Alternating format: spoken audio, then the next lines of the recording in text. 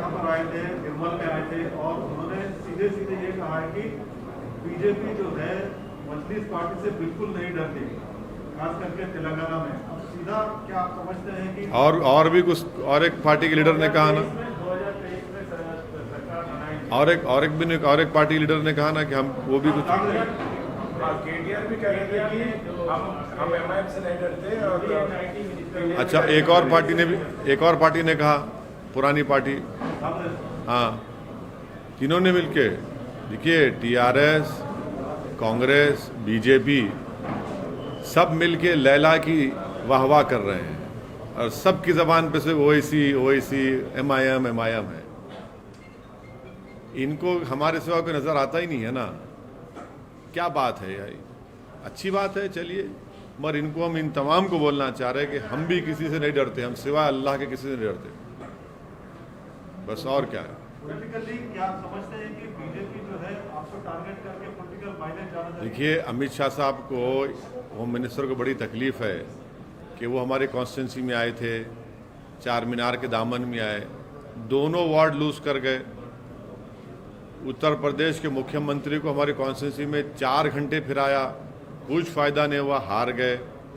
तो उनको वो बड़ी तकलीफ़ है, इसीलिए वो अपनी तकलीफ़ का इजहार कर रहे हैं। दूसरों को भी तकलीफ़ है, तो हम भी किसी से नहीं डरते। ये बार बार ये लोग डर की बात क्यों करते? डरने की बात, डेमोक्रेसी में डर क्यों हो रहा है? और डेमोक्रेसी में माइनॉरिटीज़ को कॉन्फिडेंस दिलाना ना। आप तो मेजॉरिटी हैं, आप तो रूलिंग पार्टी हैं दिल्ली के, आप तो शाह साहब हैं, तो आपकी ज़बान से डर क्यों निकल रहा है? आपकी ज़बान से तो उम्मीद की बात होनी चाहिए। क्या आपसे डर रहे हैं सर वो? नहीं, मुझसे क्यों डरना चाहिए? मैं कह रहे हैं कि यहाँ की सरकार आपसे डर के लिबरेशन डे नहीं मना। अरे भाई, वही सरकार के एक मिनिस्टर कह रहे हैं हमारे बारे में, दूसरी पुरानी पार्टी कांग्रेस भी, कल तीनों पार्टी हमारे बारे में बोल रहे हैं। ये क्या सुबह शाम, क्या इनको ख्वाबों में हम ही नजर आ रहे? क्या दूसरा को नजर नहीं आता क्या इनको अपने ख्वाबों में? सर, अमित शाह ने कहा है कि 2024 में बीजेपी तेलंगाना में सरकार बनाएगी और ऑफिशियली लिबरेशन डे मनाएंगे, तो आप उस पर क्या कहना चाहते हैं? क्या बीजेपी यहाँ पे सरकार बना सकती है? देखिए,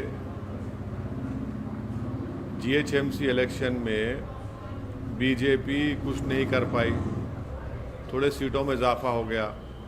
सुनिए ना, कोविड की दूसरी वेव आई नरेंद्र मोदी सरकार की गलतियों की वजह से। जब कोविड की सेकेंड वेव में पूरा तेलंगाना और हैदराबाद फंसा हुआ था, ये कहीं पर नज़र नहीं आए बीजेपी वाले। हाँ, तीसरी बात ये है कि एमएलसी का इलेक्शन हुआ, उसमें बीजेपी बुरी तरह हार गई। सिटिंग उनका कैंडिडेट था, बीजेपी हार गई। फिर एक असेंबली इलेक्शन हुआ, नागार्जुना सागर में डिपॉजिट चली गई। अब ये कौन सी दुनिया की बात कर रहे हैं? लड़िए, इलेक्शन लड़ना आपका डेमोक्रेटिक राइट है, हर पार्टी को लड़ना चाहिए और जनता जवाब देगी, तेलंगाना की आवाम जवाब देगी इंशाअल्लाह ताला उसको। देखिए, जीएचएमसी में ये बीजेपी की विक्ट्री, एक पायरिक विक्ट्री बोलते हैं अंग्रेजी में उसको, पायरिक विक्ट्री, वो थी वो।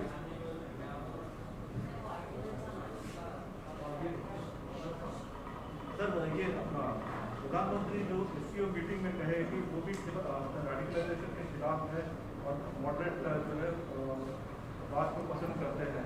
देखिए, हमारा मानना ये है कि रेडिकलाइजेशन जहाँ कहीं भी होता है, जिस किसी समाज में होता है, वो उस मुल्क, उस कंट्री, उस देश के लिए, रूल ऑफ लॉ के लिए ख़तरा है। हम प्रधानमंत्री से ये जानना चाहेंगे कि कानपुर में एक 10 साल की लड़की अपने बाप को बचा रही थी, एक मॉब जमा होकर मार रहा था उसको। वो क्या रेडिकलाइज नहीं हुआ मॉब? वो एक आदमी चूड़ियाँ बेचता है तो उसको चूड़ियाँ बेचने की इजाज़त नहीं है, क्योंकि उसका नाम मुसलमान है, क्योंकि वो एक मुसलमानों में ओबीसी मंसूरी बरादरी से उसका ताल्लुक़ है, उसका ताल्लुक़ चौरी चौरा के बुज़ुर्गों से। और फिर तीसरा ये है कि जो जितने मॉब लिंचिंग के वाक़यात हो रहे हैं, वो जो लोग नारे लगा रहे हैं जंतर मंतर पर, वो भी तो रेडिकलाइज हो चुके हैं।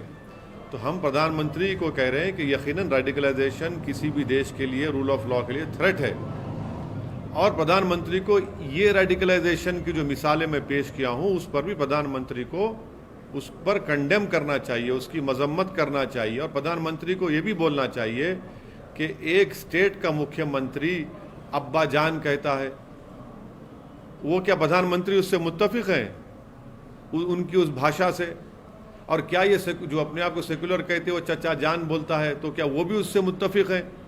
ये लोग रेडिकलाइज नहीं हुए क्या? ये भी रेडिकलाइजेशन है।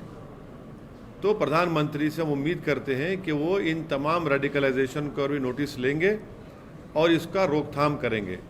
अब प्रधानमंत्री की जो स्पीच रेडिकलाइजेशन SCO में हुई, हम उनसे जानना चाहते हैं कि अमेरिका ने तालिबान के लीडर्स को उनके ट्रैवल के लिए एग्जेम्पशन दिया है, तो क्या प्रधानमंत्री अमेरिका के इस डिक्टेट को मानेंगे, फैसले को?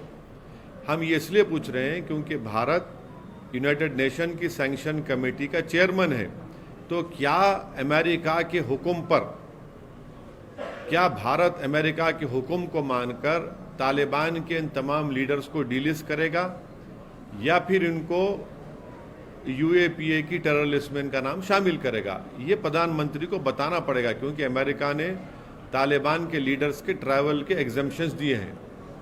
तो फिर क्या हम भी उसको मानेंगे क्या? ये देश को बताना चाहिए मोदी सरकार। सर, ये चाचा जान की बात कर रहे हैं, तो हाल ही में राकेश टिकैत ने आपके ऊपर भी टिप्पणी की थी कि चाचा जान जो है सपोर्ट कर रहे हैं BJP को, लेकिन आपने तो पहले फार्मर्स के पक्ष में बोला था, फार्मर्स राइट के, तो क्या ऐसी बात हो गई कि राकेश टिकैत? नहीं, आज भी मेरा मानना ये है कि जो फार्म लॉज बनाए गए वो भारत के संविधान के, भारत के आइन के खिलाफ है, और वो किसानों के मफाद में नहीं है, बल्कि वो बड़े इंडस्ट्रियलिस्ट को उससे फ़ायदा पहुंचेगा। आज भी हमारा स्टैंड वो है, उसमें कोई स्टैंड में तब्दीली नहीं आई। राकेश टिकैत ने जो आपके अब देखिए, ऐसा है ना कि ये इनका माइंडसेट है। इनको लगता है कि मुसलमान को इस तरह से पुकारो, तो चाहे वो उत्तर प्रदेश के मुख्यमंत्री हों या ये मौसूफ हों, ये इनकी मानसिकता को, इनके माइंडसेट को का इजहार करता है, जिसमें मुसलमानों से कूट कूट कर नफरत भरी हुई है।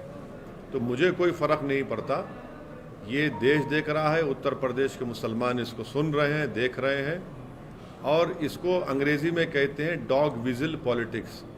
उर्दू में तर्जुमा करेंगे तो कुत्ते की सीटी की सियासत इसको कहते हैं। इसी में ये इंडल्ज कर रहे हैं और ये देख रहे हैं लोग। तो राकेश टिकैत के बारे में आप बोल रहे हैं कि वो भी मुसलमानों के खिलाफ देखिए, है, जो इस तरह के और जो इस तरह की बातें करते हैं, इस तरह के शब्द का इस्तेमाल करते हैं, वो सिर्फ मुसलमानों के खिलाफ इस्तेमाल करते हैं ना। Sir, PM takes a stand for against Firm stand Taliban. on Taliban. And, You see, radicalization. after the Prime Minister's speech of yesterday, I had tweeted that any radicalization in any country is a threat to rule of law. I hope that the Prime Minister also takes notice of these people who mob lynch people in the name of cow or in the name of religion. I hope that the Prime Minister is informed about what happened in Kanpur when a 10-year-old Muslim girl was trying to save her father from a mob which was beating her father just because he happened to be a Muslim. I hope that the Prime Minister has taken notice of what has happened in the capital of our country at Jantar Mantar, wherein a mob assembled and raised slogans about annihilation of the Muslims. This is also radicalization. The Prime Minister, I'm sure, would disagree or agree, I don't know, when the Chief Minister of the biggest state of our country says Abba Jan. That also has to be taken note of. So radicalization is happening, and the Prime Minister should take note of who has radicalized these people, who are calling Nathuram Godse a savior. That is also radicalization.